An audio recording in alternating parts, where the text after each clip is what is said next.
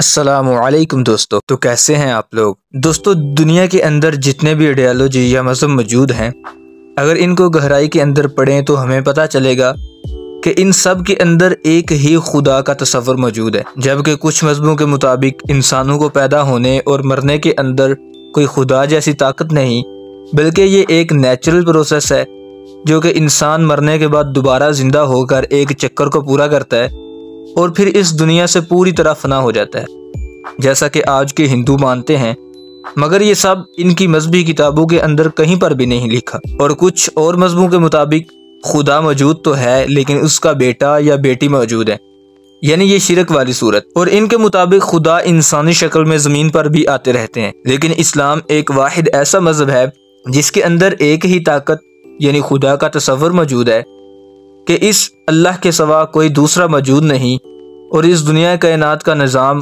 اسی کے ماتحت ہے۔ لیکن اس خدا کی تصورات میں سے صحیح تصور کون سا ہے، اسے جاننے کے لیے اس تصور کو ناپا جاتا ہے۔ کیا نہیں سمجھ آئی؟ میں سمجھاتا ہوں۔ مثال کے طور پر جیسے موسیٰ علیہ السلام کے دور میں جادوگری کا علم عروج پر تھا، تو اللہ تعالیٰ نے موسیٰ علیہ السلام کو بھی معجزات عطا کیے جن کے سامنے جادوگر بے اثر ہو گئے اور وہ سمجھ گئے کہ یہ جادو نہیں، یعنی نظر کا دھوکہ نہیں، بلکہ ایک معجزہ ہے، ایک حقیقت ہے، اور وہ یہ جان کر سب کے سب ایمان لے آئے۔ اور عیسیٰ علیہ السلام کے دور میں بھی یہی تھا، تو اللہ تعالیٰ نے آپ کو بھی معجزات عطا کیے، یعنی مردوں کو زندہ کرنا، مٹی کے پرندے بنا کر ان میں پھونک مار کر ان کو زندہ کر دینا، بیماروں کو شفا دینا وغیرہ وغیرہ۔ اور اسی طرح جب ہمارے پیارے نبی صلی اللہ تعالی علیہ وآلہ وسلم پیدا ہوئے تو عرب کے اندر شاعری کا دور تھا اور انہیں اپنی زبان پر بہت زیادہ غرور تھا، لیکن جب قرآن نازل ہوا تو بڑے بڑے شاعروں نے اپنے کلام پھاڑ دیے کہ ایسا کلام تو نہ کبھی ہم نے سنا اور نہ کبھی سن پائیں گے۔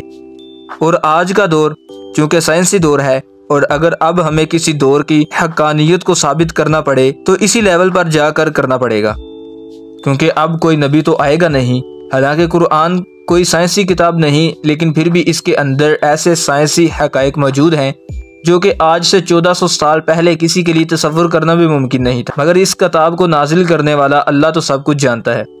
سب سے ضروری اور کافروں کی طرف سے پوچھے جانے والا سوال کہ جس خدا نے اس کائنات کو بنایا وہ کہاں ہے، کون ہے؟ اور جیسا کہ قرآن کے اندر لکھا ہے کہ وہ اللہ تعالیٰ اپنے عرش پر ہے، تو وہ عرش کیسا ہے؟ کیا وہ اللہ بھی انسانوں کی طرح کوئی جسامت رکھتا ہے، یا کائنات اس نے کیسے بنائی؟ اس سے ملتے جلتے سوال ہم آج کی اس ویڈیو میں سائنسی طور پر جاننے کی کوشش کریں گے۔ تو چلیے شروع کرتے ہیں۔ سب سے پہلے کہ اللہ تعالیٰ قرآن میں فرماتا ہے کہ اسی اللہ نے کائنات کو بنایا اور وہی اس کا نظام چلا رہا ہے، اور اس کے ساتھ اللہ تعالیٰ کی خوبیوں کو بھی ذکر کیا گیا، جیسے کہ وہ رحمان ہے، رحیم، خالق اور ہر شے کو جاننے والا، موت دینے والا، انسان کی تقدیر کا مالک، اور بھی بہت زیادہ۔ اور پورے قرآن یا کسی اور اسلامی کتاب کے اندر اللہ تعالیٰ کے فزیکل وجود یعنی جسامت کا کہیں پر بھی ذکر نہیں ہے، بس اتنا بتایا گیا کہ وہ اپنے عرش پر موجود ہے، اور اس عرش کے بارے میں بھی کچھ نہیں بتایا گیا۔ تو اس کی ایک وجہ یہ بھی ہے کہ انسان جو کہ پیدا ہونے سے لے کر کریشن کی ایک سوچ لے کر آتا، تو اس کے لیے یہ سمجھنا مشکل ہے کہ ایک ذات ایسی بھی ہے جو نہ پیدا ہوئی اور نہ اسے موت آنی ہے، نہ اس کی کوئی اولاد ہے اور نہ کوئی جنس، اور نہ ہی اس پر وقت کا اثر ہوتا ہے۔ اس لیے حدیث شریف کے اندر اس بات کو سوچنے سے بھی منع کیا گیا کہ شیطان اس ایک سوال سے انسان کو ورگلاتا ہے کہ اگر سب کچھ اللہ نے پیدا کیا تو پھر اللہ کو کس نے پیدا کیا؟ اس لیے جب اس طرح کا خیال آئے تو اللہ تعالیٰ سے پناہ مانگی جائے شیطان کے شر سے۔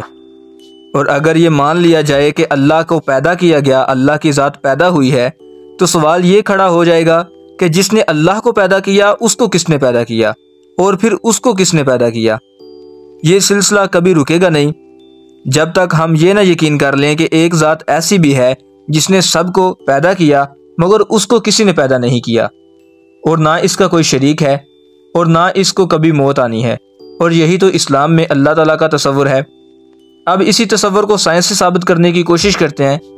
سائنسدانوں کے مطابق ہماری کائنات کی شروعات جو کہ ایک بڑے دھماکے سے ہوئی یعنی بگ بینگ سے، اصل میں وہ صرف ہماری کائنات کی شروعات نہیں بلکہ خلا اور ٹائم کی بھی شروعات تھی، یعنی اسپیس اور وقت کی بھی۔ اس بگ بینگ سے پہلے وقت جیسی کوئی چیز موجود ہی نہیں تھی، یعنی اگر آپ بگ بینگ سے پہلے موجود ہوتے تو آپ پر کبھی وقت کا اثر نہ ہوتا، یعنی نہ آپ پیدا ہوتے اور نہ بوڑھے ہو کر مرتے۔ اس سوال پر ہمارا دماغ بلینک ہو جاتا ہے، ہم اس کو سوچ ہی نہیں سکتے، کیونکہ ہم پیدا ہونے سے لے کر اب تک وقت گزرتا ہوا دیکھ رہے ہیں، اسی لیے ہم یہ سوچ بھی نہیں سکتے کہ وقت کا اثر موجود ہی نہ ہو۔ اسی لیے ہمیں اللہ تعالیٰ کی ذات کے بارے میں اس طرح کے سوالات سوچنے سے منع کیا گیا، کیونکہ ہم اس کے تصور کو بھی تصور نہیں کر سکتے۔ اور اللہ تعالیٰ کا عرش جو کہ اس کائنات سے باہر ہے، تو اسے دنیاوی طور پر سوچنا بے وقوفی نہیں تو اور کیا ہے۔ اور اسی سے ایک اور سوال بھی بے معنی ہو جاتا ہے کہ اللہ کی ذات کب سے موجود ہے، یا وہ بگ بینگ سے پہلے کیا کر رہا تھا، جسے اللہ تعالیٰ قرآن میں فرماتا ہے کہ میری جیسی کوئی مثال بھی موجود نہیں۔ تو سوچو، جس کی جیسی ہم کو مثال بھی نہیں ملتی، ہم اس کی مثال بھی نہیں دے سکتے، تو اس کے بارے میں تصور کیسے کر سکتے ہیں کہ وہ کیسا ہے، اس کی صورت کیا ہے، وغیرہ وغیرہ۔ تو دوستو، مجھے امید ہے کہ آپ کو یہ ویڈیو ضرور پسند آیا ہوگا۔ تو اگر آپ اسی طرح کی انٹرسٹنگ فیکٹس سننا اور دیکھنا پسند کرتے ہیں تو چینل کو سبسکرائب کریں۔ Thanks for watching this video. اب ہم ملتے ہیں اسی طرح کی نیو انٹرسٹنگ ویڈیو میں، تب تک کے لیے اپنا بہت سا خیال رکھیے گا۔ اللہ حافظ۔